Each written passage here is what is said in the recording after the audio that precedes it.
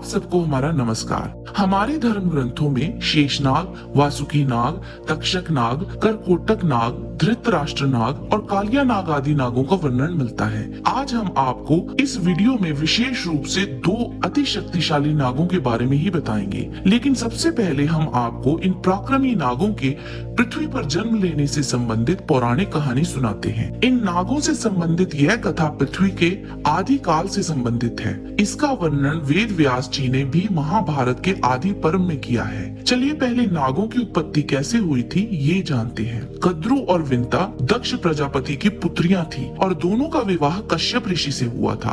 एक बार कश्यप मुनि ने प्रसन्न होकर अपनी दोनों पत्नियों से वरदान मांगने को कहा। कद्रु ने 1 सहस्र यानी 1000 पराक्रमी सर्पों की मां बनने की प्रार्थना की और विंता ने केवल 2 पुत्रों की, किंतु दोनों पुत्र कद्रु के पुत्रों से अधिक शक्तिशाली, पराक्रमी और सुंदर हों। समय आने पर कद्रु ने 1000 सर्पों को जन्म दिया और विंता ने 2।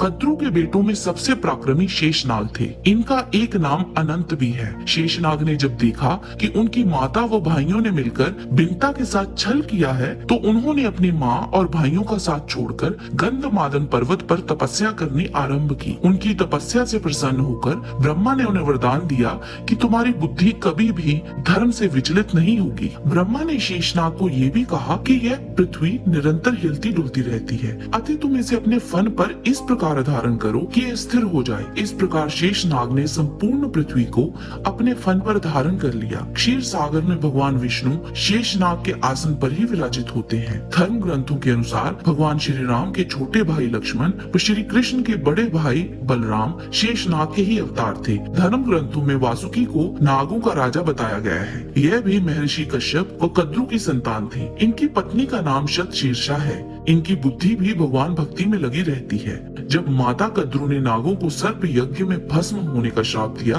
तब नाग जाति को बचाने के लिए वासुकी बहुत चिंतित हुए। तब एलापत्र नामक नाग ने इन्हें बताया कि आपकी बहन और जरत्कारु से उत्पन्न पुत्र ही सर्प यज्ञ को रोक पाएगा। तब नागराज वासुकी ने अपनी बहन का विवाह जरत्कारु ऋषि के साथ करवा दिया। समय आने पर जरत्कारु ने आस्तिक नामक विद्वान पुत्र को जन्म दिया। आस्तिक ने ही प्रिय वचन कहकर राजा जनमेजय के सर्प यज्ञ को बंद करवाया था।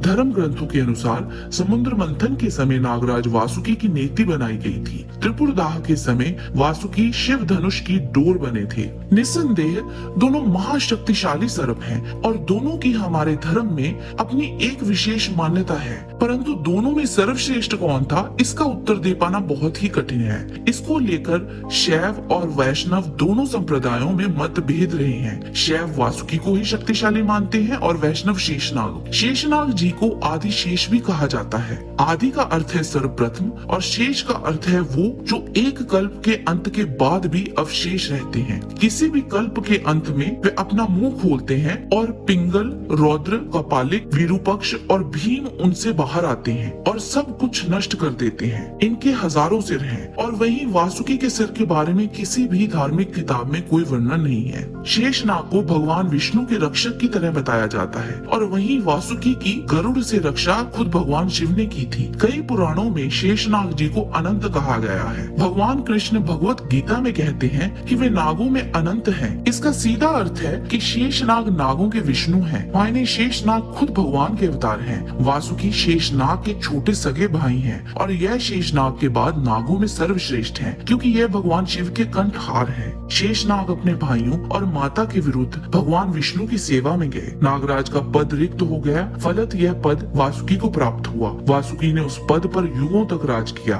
फिर वह भगवान शिव की सेवा में गए और नागराज पद पर बने रहे। इसके बाद यह तक्षक के पास चला गया। वासुकी और शेष में संघर्ष हुआ हो इसका कोई उल्लेख नहीं है। दोनों में संबंध सामान्य रहे क्योंकि दोनों ही त्रिदेवों की सेवा में गए। यदि शक्ति और सामर्थ्य की बात करी जाए तो शेषनाग अन्य सभी नागों में शक्तिशाली और सामर्थ्यवान है। अगर आपको इस विषय पे कुछ और तथ्य पता है तो कमेंट बॉक्स में हमें जरूर बताएं। आज की वीडियो में बस इतना ही। जाने से पहले लाइक बटन जरूर दबा दीजिए और वीडियो अच्छा लगा है तो शेयर कीजिए। अगर आपने अभी तक हमारे चैनल को सब्सक्राइब नहीं किया है तो जल्दी से कर लें और बेल आइकन दबा दें ताकि हमारी हर वीडियो की जानकारी आपको सबसे पहले मिले। आपसे फिर मिलते हैं एक नए रोचक वीडियो के साथ। तब तक के लिए आप सबको हमारी शुभकामना। नमस्कार।